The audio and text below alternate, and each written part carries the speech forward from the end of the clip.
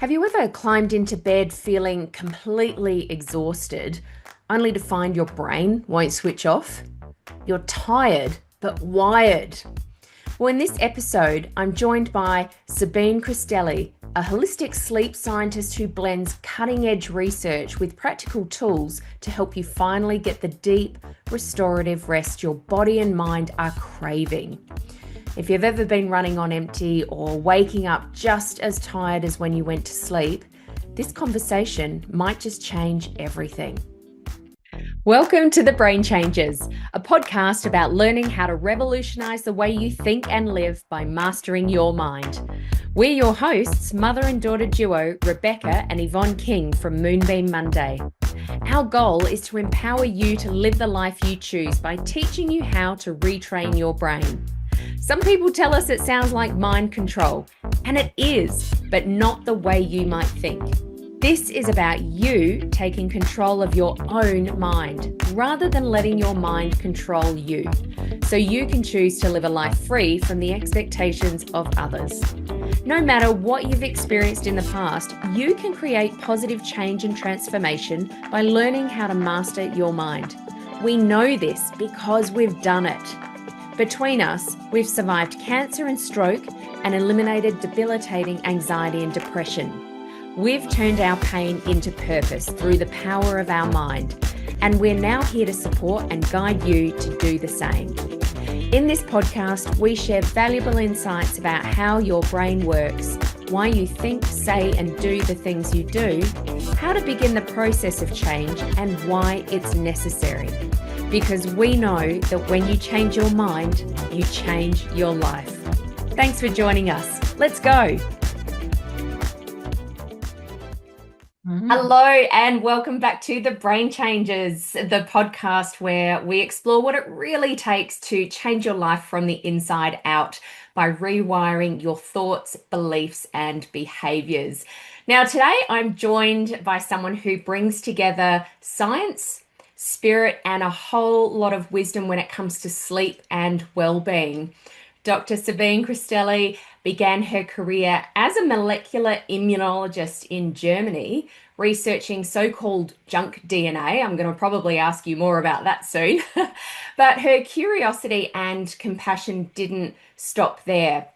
Over the years, she's woven together science, sleep medicine, breath work, yoga, NLP, hypnosis, and probably more into a truly holistic approach to health. She now calls herself a holistic sleep scientist, and for good reason. Her PhD research explores sleep at the deepest level, and she combines that with practical tools that help people move from burnout and brain fog into clarity, energy, and ease. Now, Sabine believes sleep isn't just about closing your eyes. It's a bridge between science and spirit. And when we cross it well, everything else in life becomes lighter, which just sounds wonderful. Sabine has worked with everyone from high-performing athletes to busy professionals, and her 9 pillars of sleep are helping people all over the world reclaim their rest, their resilience, and their joy. Sabine, I'm so delighted to have you with us here today. Thank you so much for joining me.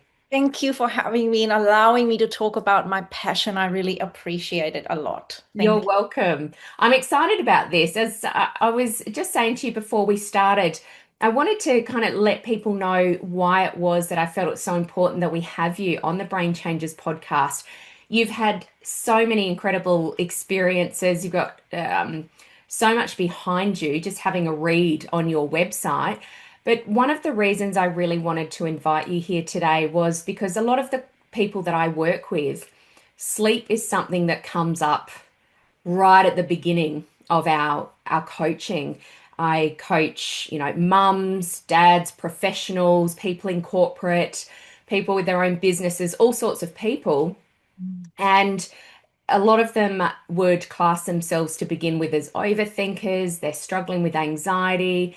They really struggle to shut their minds down at night and get restful sleep. Even myself, I know when I've got lots going on and I'm perhaps feeling a little bit stressed, my sleep is disrupted. And so I thought, well, let's get you on here and have a chat about what is actually going on and perhaps some of the tools that you can share with us today on how to improve our sleep and the difference it's going to make.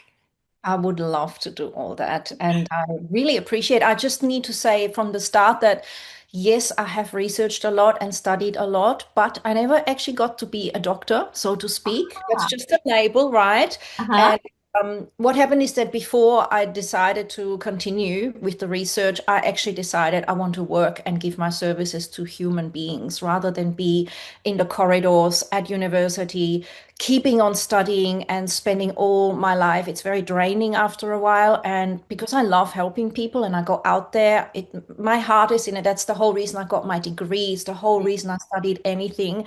Why are humans suffering? How can we help? What can we, teach each other so that we can thrive and really enjoy life? So I actually decided not to complete that and instead take the knowledge just before the ending of it and bring it out into the world rather than hide it at university. So just thought I would mention that small Yeah, bit. thank you for the clarification. And I love that. I remember actually going through to get my qualifications for coaching and what have you. And there were some people in there that were so fixated on the qualifications that they would get. And what if somebody asks me what my quals are? And I sort of got to the point, I'm proud of the qualifications that I have, but it doesn't determine whether I can help someone or not. A lot of what I help people with in terms of coaching is the experience that I've had Mhm. with, in the 30 years or perhaps 25 years of work that came before that. So yeah, I admire you for making that decision and putting yourself out there in the world to help people. Sabine, perhaps just catch us up on how you ended up where you are now and being this holistic sleep expert. Yes. Okay. So it's been a long journey. Mm. I've been around for a while. In essence, like I said just now, what happened is I did my high school, and it was what am I gonna do with my life now? What am I gonna study? And really, my passion was breast cancer and cancer overall. I could just see so many people had it. So, in a nutshell, I went and did a science degree, and I wanted to understand the immunology, the biochemistry, how the organs function. And once I finished that and did my honors degree, I realized that I barely scraped the surface. And there's all the other aspects like nutrition and mindset and lifestyle and relationships. And of course, so much more that I now can articulate. So I had to continue and study all those things in the form of, holistic therapy, neurolinguistic programming, your passion. We're all programmed, and how we use it and how we get into it, how we self hypnotize. And at one point, I was giving talks on how the breath, because I'm a yoga teacher, can help corporations with productivity, how it can help you to be more effective and functional. And the place where I gave that seminar on happened to be a university where they were also studying sleep. Being curious as I am, I said, "Wow, have you studied how breathing affects, sleep?" And I said, "Yeah, sort of, but not really. Why don't we have a chat?" Mhm. So, long story short, I had a chat and talked to a professor, and it took a year to get that all sorted. Everything's so slow sometimes. And I started, yeah, that PhD and went delved super deep, did the research, went into all aspects because as a PhD student, you actually have to understand the entire field and then justify that small project, which was breathing and sleep, which was my theme. So Wow. I came to be that. And of course, I have been a mum and I am a mum. I know what sleep deprivation is like. I have got a father who had sleep deprivation and has Alzheimer's and is in a nursing home. I have seen how people change when they don't get enough sleep and how they ignore it, thinking, a big stimulating drink in the Mm. morning or a wine at night will help you to unwind, and how society since COVID really has really sped up their lack of ability to sleep through anxiety and scrolling and all those other habits. So I feel I'm in the right position to actually combine holistically everything that contributes to healthy sleep, which includes what you do, which is the NLP, the hypnosis, and all of the functions in the brain and nervous system. So that's Yes. why I am here. Oh, wonderful. Yeah, what a journey you've had. And that's exactly, and I love what you're just saying there. And I guess this goes to you talk about being a holistic sleep scientist because it's being well, living well is not just about one thing. Yes, there's certain pillars. We all know that good nutrition is important. We know that moving our body is important.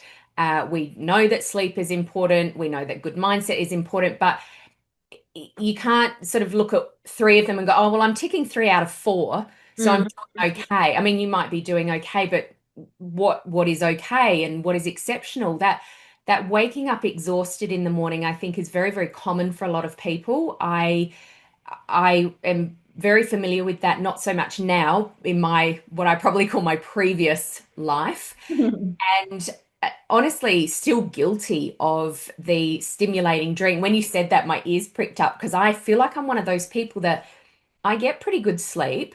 My nutrition is good. I move my body, but I need that stimulating drink in the morning. What's going on when we feel that we need that, Sabine? What's going on depends on each person, but in general, it means that maybe the sleep was not as deep as you thought it was. So a lot of people think that, well, I went to sleep at 11 and I woke up at 7 and yeah, I'm feeling reasonably good. And then there's this lethargy maybe after breakfast or when you want to have more energy.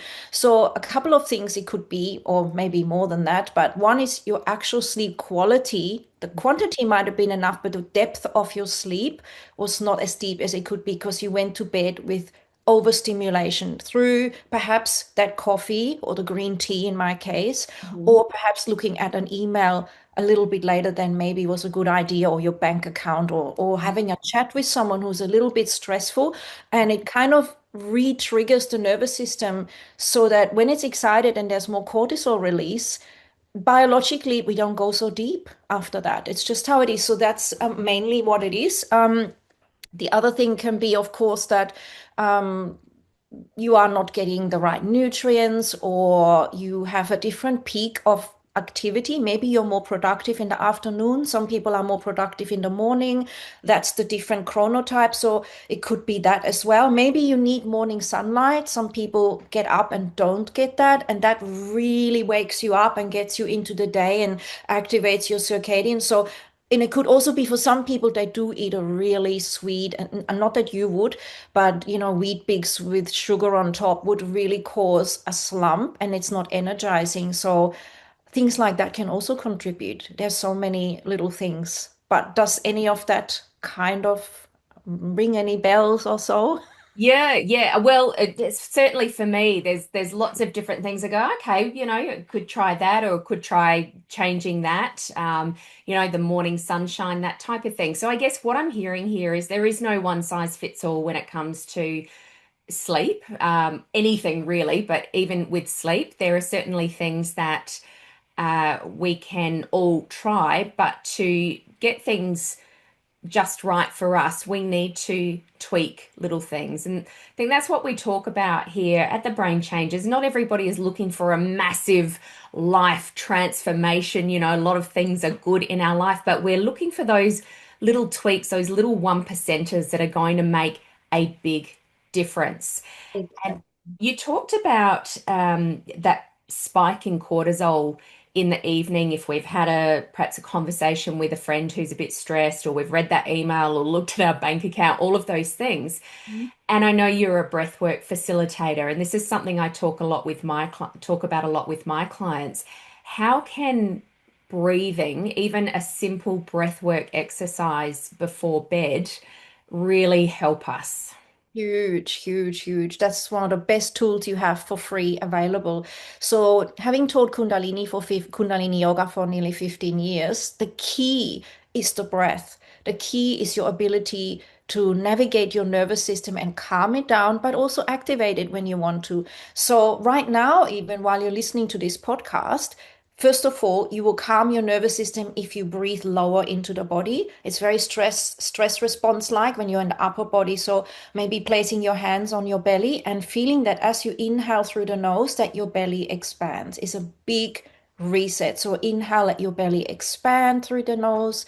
Exhale through the nose, draw the belly back towards the spine and take as long as you can. If you can take another few seconds and hold the breath out and then inhale for a count of 5. 1, two, three, four, five. Keep it in the belly. Hold it shortly.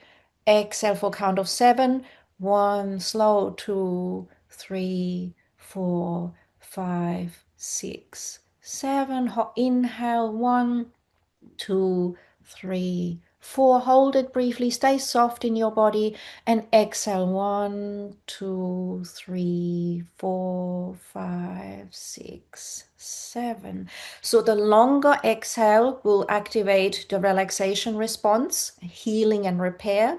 And if you are having a longer inhale than the exhale, that kind of stress breathing, you will activate the other side, which is preparing you to deal with problems like running away from a bull or a tiger or whatever the metaphor could be, which could be the email or the conversation or maybe watching the news or even being exposed to too much bright light. So Mm. that breath work right now, exhaling longer than the inhale and allowing yourself to feel the belly is very grounding for the nervous system and it will have an instant effect. It can be a reset at lunchtime, in the morning, and before bed, or in the shower, whatever you do. No excuses. We can do this. Exactly. No excuses. And, I just did those few breaths while you were counting, and thank you. I noticed even for those actually watching this as a video as opposed to what listening to the podcast, I could see your body moving just with the breath there. And I was following it along myself. And even just with those few, I have felt my self calm because Straight away. I get excited when I interview people with, for the podcast, but even that, I just noticed that I am calmer than when we first dialed in. So, like you say, there's no excuses. That took 30 seconds, maybe, if that. Wasn't even in a quiet space, or you don't have to be alone. You don't have to be in Exactly. a yogic pose or anything like that. Like you say, you could even do it in the shower. You can calm your breathing down while you're driving in the car if you're finding yourself getting really worked up with traffic. Doing the dishes, anything you do, Anything. anything, and you will actually have a higher intelligence. And I like to highlight that to people that are very intelligent and intellectual. I say you actually tap into a higher intelligence that's much more creative and open-minded to spontaneous innovations and solutions that you can't see when you are breathing shallow. Literally, because you are, when you're breathing shallow, looking for problems. The body is designed in the fight or flight to do a scan for issues and why life is difficult and you're going to get trapped in that versus if you're an entrepreneur or a mother that has to deal with lots of things or a father, anything like that in Mm. life. If you breathe slow, your ego self might say, oh, I'm going to slow down and go to sleep. Mm. If you could, but you're not going to, you're actually going to feel grounded, safe, and the higher intelligence inside you will be activated. So keep that in mind. Great stuff. So many things to learn about this. I'm absolutely fascinated by what the breath can do for us. And like you said at the very beginning, it is free. We can do this anywhere, anytime.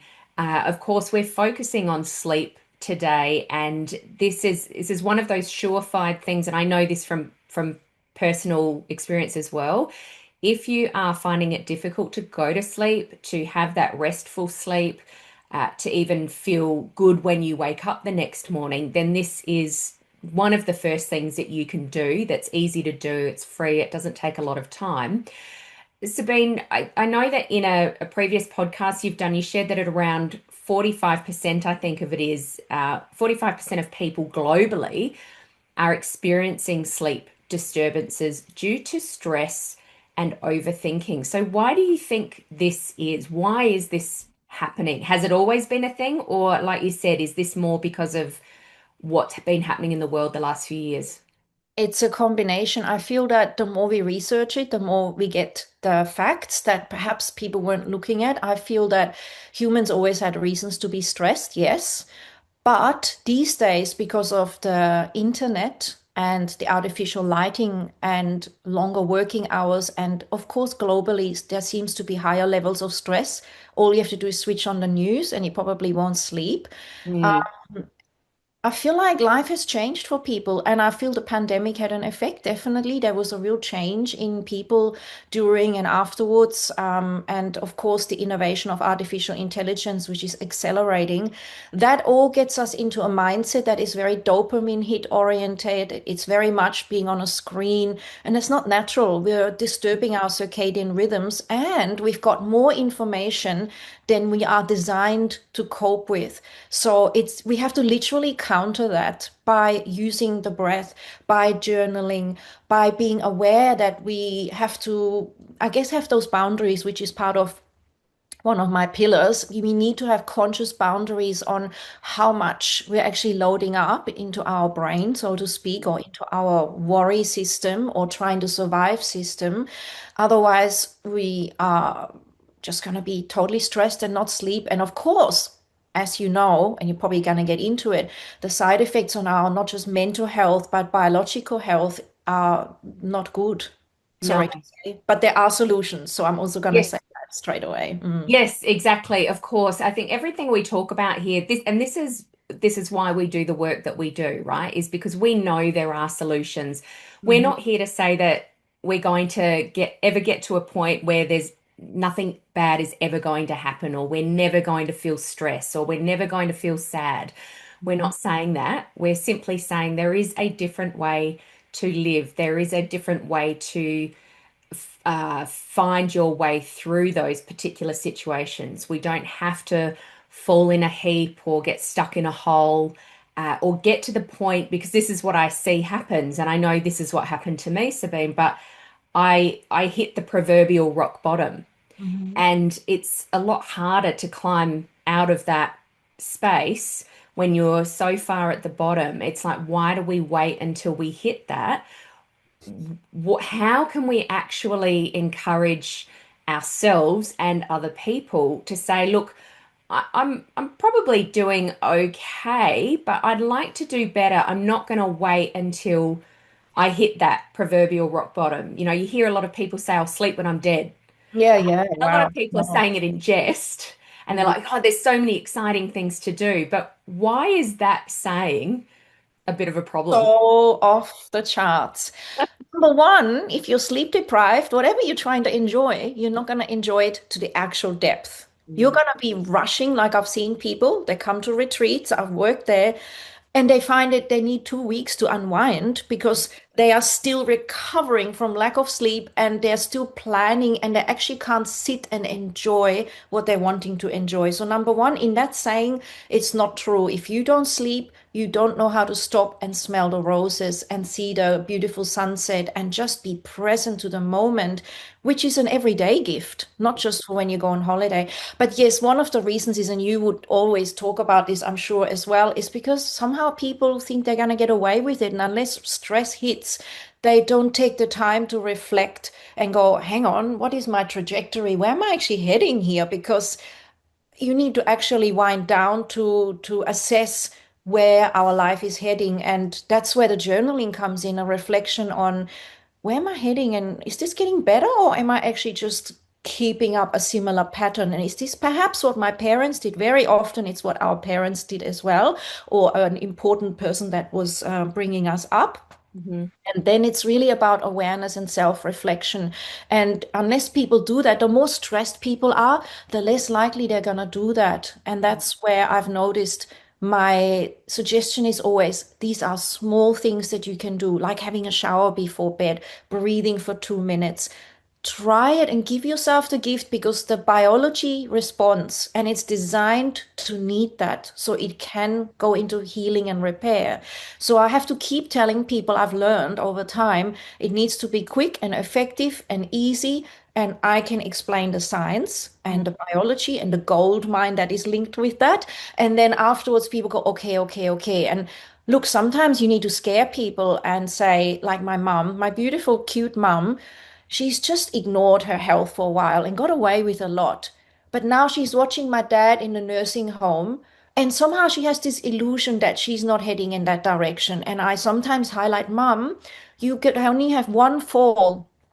You can, with your lack of sleep, you might not make the right decision somewhere, and something happens. She's already nearly 80, and Mm. so it's very easy to end up in hospital and then for other things to start happening and all of a sudden you're there. If you get your sunlight and your sleep and then do a bit of work on your feet to get your balance back, you can have another 20 years versus if you ignore that. Da, da, da, da, da. Anyway, so sometimes I have to mention that. And Yes. then she goes, I'm getting my morning sunlight because I don't want to end up in that nursing home. I don't want to get Alzheimer's. I don't want to have a horrible aging process. So sometimes people need to hear that, unfortunately, to go, okay, okay, I'm doing it. Yeah, look, I think we all need a reminder sometimes, don't we? Even those of us who do this for a living, we've got to have a reminder that to do the things. I absolutely agree. And I love that you gave that example about your mum. You know, you said before in terms of breathing before bed, there's no excuses, it's free, it's easy. Age is not an excuse either, is it? We can start this anytime, at any age, to make an impact on however many years it is that we have left. And perhaps it could even it could prolong our life, but talking more about quality as well, the quality of our life could be improved or will be improved. 100% being present to what the beauty is around you or making the right decisions about your health and so many things that are linked with that. It is really about the quality of life, not so much the quantity. The quantity and quality can go together, but it is impactful. And really, I love to remind people, your body repairs itself every 7 years. You practice something, your body is highly responsive. Don't listen to any of the people that say, oh, you're too old. It's simply not true. There are many that have transformed their life significantly and started a whole new chapter. Yes, exactly. Actually, that leads me to a question, Sabine, talking about introducing some of these little things, and I'd love to understand some more of these ideas from you. But how long do we need to do one of these things, like start breathing for 2 minutes before bed, or have that shower before bed, or whatever the other wonderful ideas you're going to give us are, before we start noticing a difference? I know this will sound insane. I know. But within a day, I have worked with people that have said, now that I've seen you, I actually felt like I could handle sleep. I didn't feel so out of control. I felt that the benefit would be great. I could surrender to it. I did 3 micro habits. So that could be the shower, magnesium spray, and a bit of breathing. And just knowing it's possible, they said, I've had the best sleep in the last 10 years. And I never expected it to be. I thought maybe after a few days. Yeah. Literally the next morning, a lot of people, some people might take longer. I'm not saying like Yeah. that, that's for everyone. But just the empowerment to Yeah. know you can is actually massive for people. And then the effect of having deeper sleep, your body straight away feels better, like more energetic, maybe more mental clarity. The body really is amazing. It's a total miracle of how much we can get away with doing crazy things to it and harming it on some level, and then how much it responds when you actually give it that nervous system regulation again. That's all it needs. So Yeah. really quickly. That's pretty impressive, isn't it? It can be instantaneous. And I totally resonate with that. Even just making the decision that you're going to do something different, it takes this weight off. Mhm. Brings this relief. I even had this with somebody that I had a discovery call with a little while ago. And before she'd even made the decision to, yes, I want to be coached by you, she already felt better. Mhm. That because we make that decision, it's like our body just goes, oh, thank goodness, there's help on the way. Yes, and Uh, that is huger than we realize. yes. Massive. That is really what I want your audience to hear. Just making the decision and taking the smallest step will take off so much weight and tension in your jaw, in your face, in your mind, and a sense of hopelessness away from you. Mm. That in itself has your body taking a big breath and a huge relief in all the organs, in your digestion, in your breathing, in your mental health. We are just amazing. We Yes. are. And our body is very forgiving, but let's give it a little bit of a helping hand along the way. So, with that in mind, can you talk us through a couple of other of these little micro habits and what they are, why they're important, and the difference we can expect to see and feel from them? Well, one of the things that you just inspired me to say was that it's really good to connect with what gave you joy when you were younger. Yes. Because Everyone's going to be different. Some people will want to do art at night or play, put the candles on and play Scrabble, and it's relaxing for them. For someone else, it's not. So finding out what gives you joy and perhaps things you've let go of from when you grew up as a child or a teenager to now I'm being an adult and I'm just going to be serious, that kind of strange paradigm. That will really help. So anyone's listening, write down the things that made you feel great. I've met people that for example, started fishing again when I was talking with them. They said, fishing to me is a meditation, he said. And I'm going to make an effort to go once a week or so because I've totally ignored that. And I haven't realized that my lack of sleep can be fixed just by having a regular time to myself to go fishing. So, micro habits will be I can give you a smorgasbord, but the easiest one will be having a bath at night or a shower, Mhm. using magnesium because it will relax your nervous system, and we are all magnesium depleted due to stress, and that's going to calm everything and really accelerate your ability to feel tired and sleep well. Mm. For some people, it can be singing, using your voice and reducing vagal stress so that the vagus tone will relax. You could go, oh, ah, or just humming, and feeling the relaxation. For some people, it can be a good morning routine so that you get up the same time in the morning, try to get your sunlight. For some people, that's life changing. It sets your circadian rhythm. And in the night, you have a proper sleep drive, and honoring that will be important, going to bed at a similar time within half an hour or so, because you're programmed exactly like your laptop and your phone. If you give yourself that same pattern, your body will respond within 3 to 4 days and will yawn at the same time. Mine is at 9 o'clock, because at 9:30, I'm meant to be in my bed and I'm usually asleep around quarter to 10 on Wow. average. And I wake up refreshed around 7. So another important one that people don't realize, and I didn't realize it, is, oh, I'll just have a sleep in. I feel so Mhm. delicious. And yes, it feels delicious, but often you feel really sapped for the rest of the Yeah. day and your circadian rhythm is out of whack. And that can take a week to reset for some people. Yeah, essentially for the whole pattern of your sleep cycles. So, what other habits?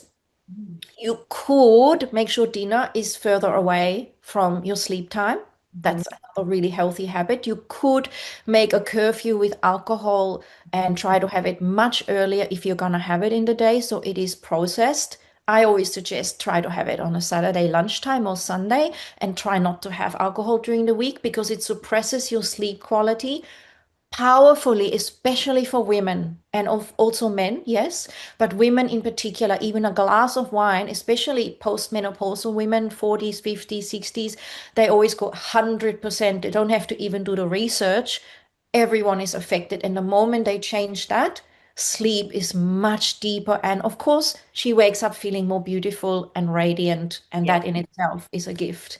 Yeah. So, yeah, changing the lighting at night is a new habit. Notice if 2 hours before bed, you can have candlelight ambience, which is what we're programmed to neurologically observe and relax with. So, keeping your lights very dim, having maybe light bulbs that are orange or red, dimming in the kitchen and in your bathroom, especially. A lot of people brush their teeth under very bright conditions, re-stimulating themselves just before bedtime. So you can do all of these beautiful things and then walk into your bedroom, your bathroom to brush your teeth and like, bing, you're awake again. Get a cortisol release because the light is even perceived through the top of your head, through your eyes, through the skin. It perceives all light, and you will wonder why, unless you're completely exhausted, Mm. why you feel another burst of, again, went to bed. I was really tired. Why am I lying here like this? It's a deep frustration for for quite a few people. Yeah, that there's so many things in there, and I'm having so many little light bulb moments in here. I absolutely love this, Sabine. The one that you talked about in terms of having that sleep in, sometimes, well, for most people, I guess it will be on the weekends. Obviously, for some people who perhaps work for themselves, like we do, we might be tempted to do it through the week.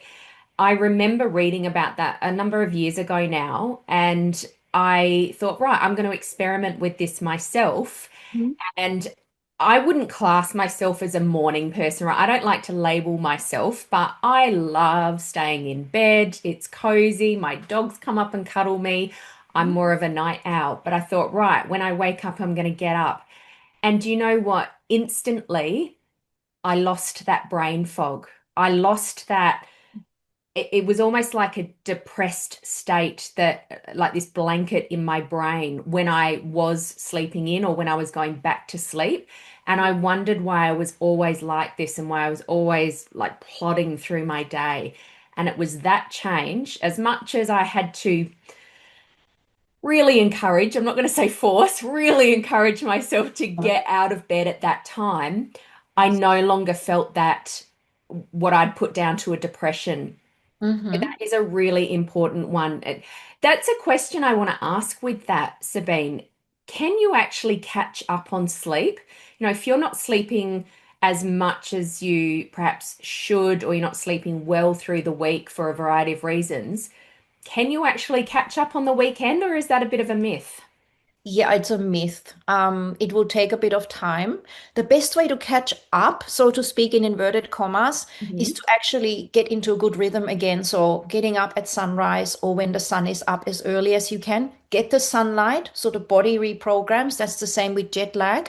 And go to bed after sunset and do the habits. Your body will actually adjust really quickly and feel very nourished and safe to have a deep sleep. Because remember, your sleep will connect with your circadian rhythm. And if that is in alignment and you are relaxed, you will have a good deep sleep sooner. And then the brain detoxes. Mhm. That's what causes the brain fog when we have disrupted sleep and we're trying to catch up by sleeping in and all those things. The brain doesn't actually recover from that unless you are sick. I always say if you're sick or you've been through trauma, Mhm. cancer or loss, yes, you will need more sleep because you're processing a lot and listen to that. Yes. If you are having an everyday sort of life with all the usual stress, it's much better. Your body thrives on doing the same thing and you will recover quickly then. So, the glymphatic system, not just the lymph under the armpits, but the glymphatic system in the brain actually washes through every single night. And the more you don't sleep well, the more you're going to be foggier, have memory issues, and mood. It is linked with depression. They are linking it strongly with that, which is exactly what you described now so beautifully. And you'll be wondering, what's going on? I'm having a relaxing morning. I'm giving myself that little delicious wake up, and it's slow, and I can do it. And it's unfortunately, I've done the same thing.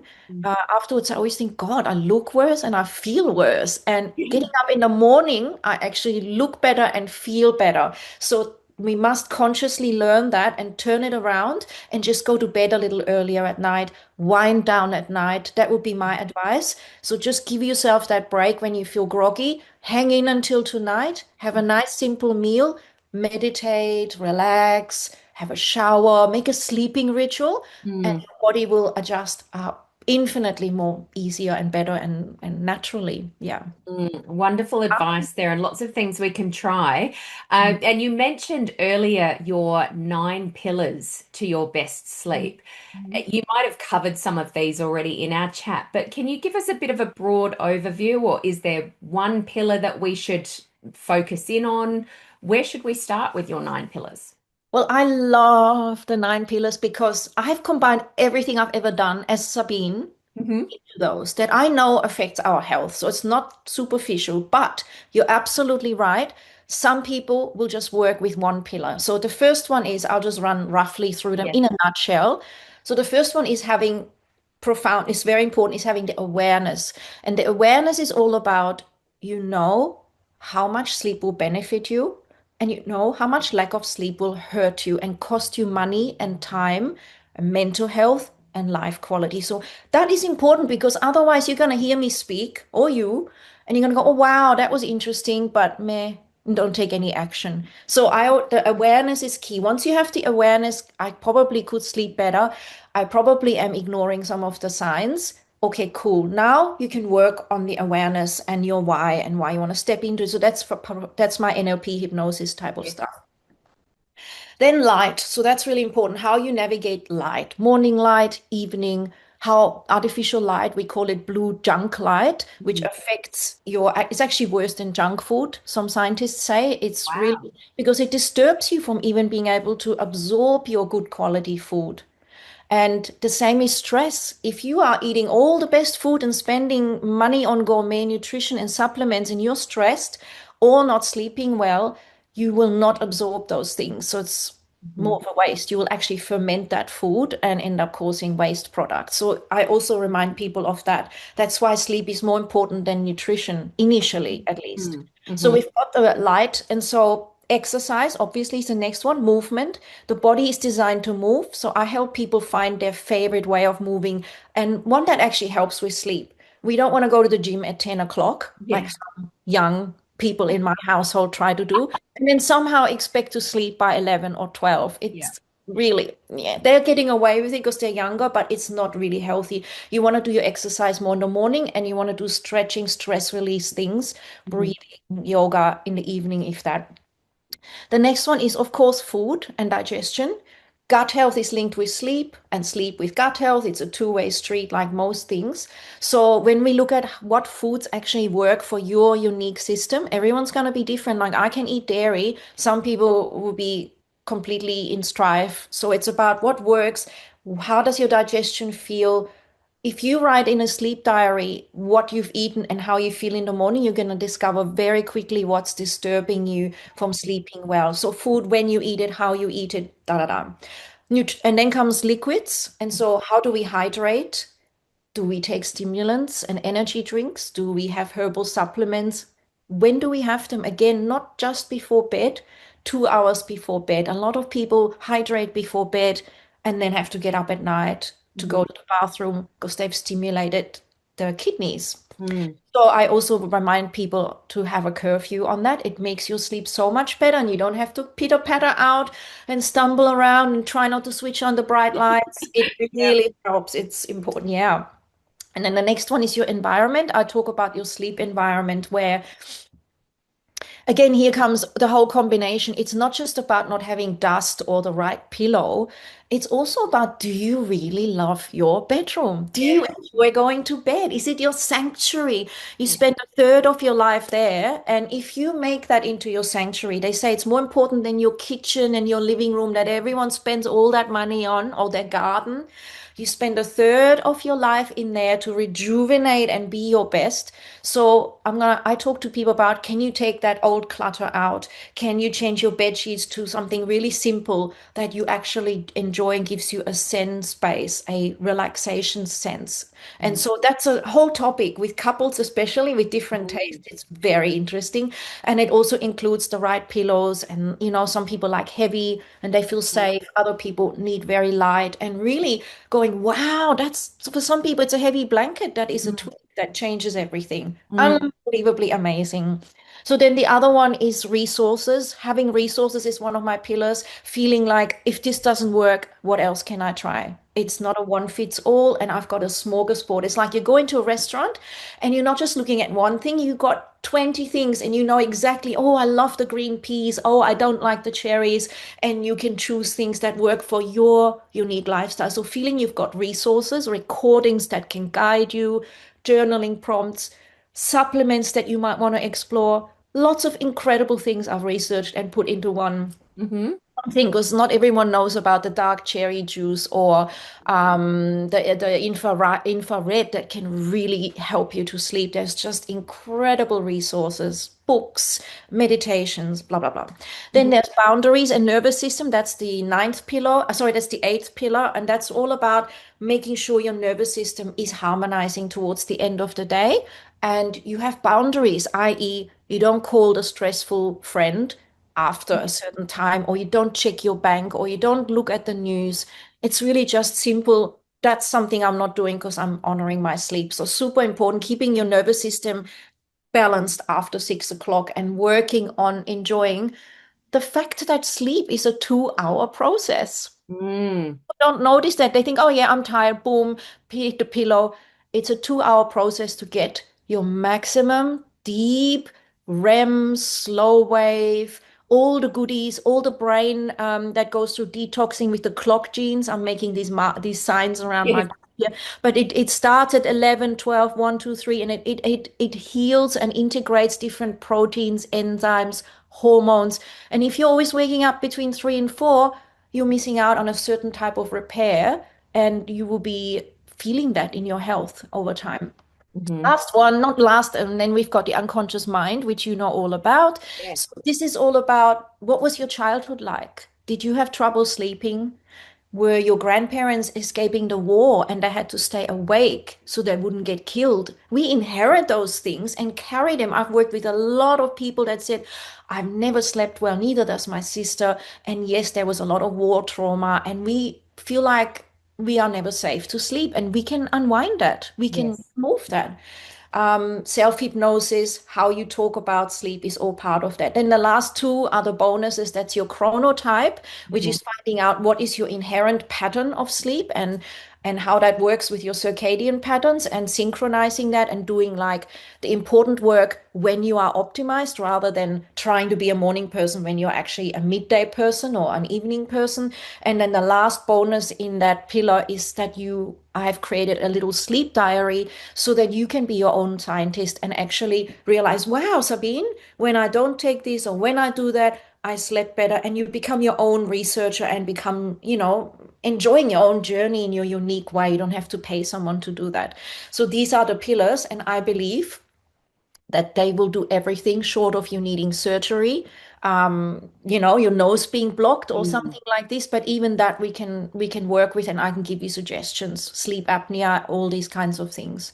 Goodness me, sorry, that was a lot of stuff, but here we Oh, that's so good. I've written them all down. So we've got awareness, light, exercise or movement, food digestion, liquids, environment, resources, boundaries on the nervous system and the unconscious mind. And then, of course, I love that you've got bonuses. I love bonuses, talking about your chronotype and that sleep diary. And what I really love about that, Sabine, and thank you for going into so much detail. My mind is just buzzing, and I'm excited to. I know you've got something on your website that we can download, and I'll ask you about that in a moment.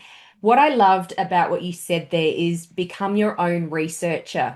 The Mhm. reason I love that is because we do rely on a lot on people to just give us the answer. I mean, as coaches, we expect people to come to us and ask for help. And we are simply there, of course, as a guide. Mhm. There is a difference between a counselor, a psychologist, a coach, a mentor, all of these things. We are there as a guide. But it is so important for all of us to become our own guide as well, our own researcher. And when we talk about research, it's not just typing something into Google or ChatGPT these days and taking the first answer. Don't get me wrong, I love AI, I love chat. I'm a Googler from way back. But taking the first answer or the second answer is not research, right? We need to understand where to find information to become an advocate for ourselves. If we do go to an expert, and I'm going to put that in quotations as well, an expert or a specialist, Mhm. if the answer doesn't feel right to us, it is okay to go looking for another answer. We know our bodies better than anybody else. And it's important that we take responsibility for ourselves rather than just Mhm. taking information on and I guess believing it as gospel. Like you were saying, there's so much there that probably many people have never thought of. Your example of generational trauma and how that has an impact or could have an impact on our sleep. Even though we weren't there, that wasn't a problem that we have had to deal with firsthand, but Mhm. it could actually have an impact. So Exactly, it that, does. yeah, that was one thing at the end there that I really picked up on. Be your own researcher, and I love that you've provided a tool for that. Um, so if someone was to if someone is listening at the moment, Sabine, and they go, well, that's great. You've just given me 9 pillars to concentrate on and some bonuses, but I'm super busy, Sabine. I'm a mum or a dad. I work a full-time job, et cetera, et cetera, et cetera. How can we simplify it for them? What would be the first thing to concentrate on so that they don't have this big to-do list of things? Because as you know, that's often where people just go, it's too hard, they procrastinate rather than do something, I'm going to do nothing. Where can we start? Okay, so the first thing is I've actually created that online course with exactly that person in mind because that's the thing I keep hearing. I Yeah. want to know what's going on, but I also want to know what I can do, and I don't want to get complicated. Some people want to do a coaching and they really want to deep dive and get rid of the subconscious aspects. Yeah. But I have actually designed it so that each module, I'm going to give you tips as well, but each module is literally a 5-minute video of me. Fantastic. Then there's a PDF that you can go through and deep dive, which is one page Mhm. for each module. And of course, the resources and little recordings to help you breathe. Because I know we need a scaffolding. There's so much information, overwhelm, and busyness that unless we trust someone, because I guess they have to feel the vibe that they can trust me, that I'm in it for the right reasons. Yeah. And then exploring that and making it affordable as well. Some people said you should charge thousands. I said, no, I want people to reach this. I want people to be able to get the benefit. Mhm. So I'm primarily, not in it for the money at all. I'm in it to see humans thrive. That's what's driven my entire life. And it's not an ego thing. It's truly what it is. So what I would say is that um, reflect on those pillars and decide which one is the easiest, most basic to Mm. do, right? Because you want a win situation. So if that means for you to start with that shower instead of in the morning at night, if that means applying magnesium spray to your body, I promise you it's very effective. If that means just that breath or dimming your lights down, if that's all you can do, it's actually powerful. And the trick is, and you and I both know this as coaches, it's not the knowledge, it's actioning it. So Yeah. start with the smallest thing, even if it means, okay, I'm going to do a morning and evening walk because you have a dog or whatever. I think dogs are all rescuing humans out there. Yes, they are. Yeah, and cats too, of course, they're so cuddly. But maybe eating dinner just half an hour earlier. Yeah. Maybe writing down gratitude before bed, just 3 things you're grateful for. These are small tweaks, but micro neuro habits is what I'm all about. I've studied the neurology, so have you. So Mhm. you've got that support. Tell your coaches, I have got no time, but I really want to do this. What are the basics? And sometimes it's about being kept accountable, which Mm. is also why I have created this course on a platform where you're automatically part of a membership and you get to see me once a week live. So you can ask me questions. I've tried to create what I would want and Yes. what even someone with minimum finances and minimum time and even huge skepticism would say, well, I've got nothing much to lose except maybe $100 or so, right? Yeah. So choose what gives you joy. Maybe listen to a meditation at night. Decide to switch off stress after 7 o'clock. I'm sure everyone listening can find something like this. It doesn't cost you anything. Yeah. If you've got more money, change your light bulbs, get infrared sauna lights going. There's lots of things if you've got the money. That could be easier because sometimes I'll just say that as the last thing. Sometimes it's easier to sit in front of an infrared light and switch Mhm. it on because it's least to do and you Mhm. can afford to spend $700 or $500 for one. Mhm. But your mind knows that one I can do. Mm. Find that and ask yourself that question and start. That's it. Start today, write it down and just begin. That's it. I'm sure you would say the same thing. I would look, everything that you've said. I'm like, you can see me. I'm nodding. I'm like, Nodding. yes, yes, yes. We are on the same page. We are talking about the same stuff. I just love this. You're cementing what it is that I love talking to people about, and that this is why I wanted to have you on the podcast. Because of course, the more that we hear the same thing, the more it sticks in our mind. Of course, repetition is key. That's how we build a muscle. That includes our brain muscle, and then consistency. But the one thing that you've said today is the most important is what is the one action you're going to take from here. And I encourage all of our listeners to, you've just had us for about 40 minutes or so from everything that you've heard today. What is the one easiest, and I love that was the easiest or the simplest thing that you can take from our conversation today and implement into your life tonight? You don't have to wait till tomorrow or the weekend to think about it or next week or when you have holidays. There is something in here for everyone and you can implement it tonight. So thank you so much for going into so much detail, Sabine. I would add a small little in brackets to Yep. that. If you can make it something that you don't need anyone else to depend upon, very good, right? Yeah. So ideally, don't say, oh, they are gonna do this and then I can do this. If you do have that situation, then negotiate. If you can Yeah. help me with this and support that, i.e., let me be before sleep in my own bubble of whatever, that really helps. But ideally, make it so that no one else can interfere with your choice and you can really own it. Even if you go to work, make sure you get that lunchtime sunlight, or maybe then journal 3 things you're grateful for. If you can't get it at your home life, try to get it when you've got that space, and enable yourself, or negotiate with your family and loved ones. Absolutely. And share this episode with them. If you're trying to make a change to your sleep, or what I actually want to say also is that yes, we're focused on sleep, but everything that we've just talked about here has an impact on every area in your life. You can take what the suggestions that Sabine has given or the conversations that we've had and apply them to other areas in your life. But share this episode with your Oh, family members or with your work colleagues and say, I'm trying to make a change.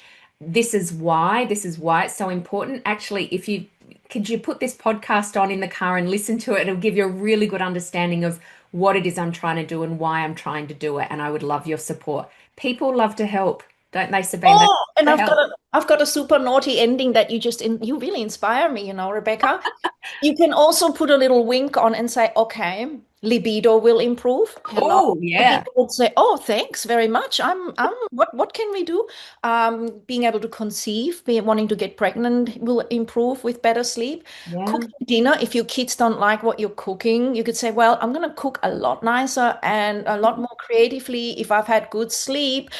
Studies in your children, or whatever they're going through, will improve, and your overall health and level of joy will Yeah. increase for sure. So the benefit is that gold mine. It is an infinite gold mine. Invest in it.